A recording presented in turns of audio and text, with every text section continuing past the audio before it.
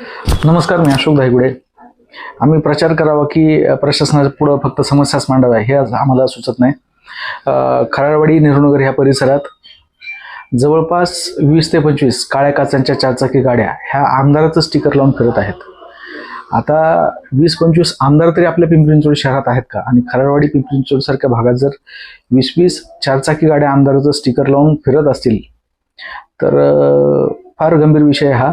या काळ्या काचांच्या गाड्यांमधून पैशांची देवाणघेवाण, गुंडांची वाहतूक, हत्यारांची वाहतूक अशा बेकायदेशीर गोष्टी होत आहेत. हे पोलीस प्रशासनाला पूर्ण माहिती आहे. तरी देखील पोलीस प्रशासन हे सत्ताधारी पक्षाच्या प्रचारासाठी बसलंय का काय ही न कळणारी बाब आहे.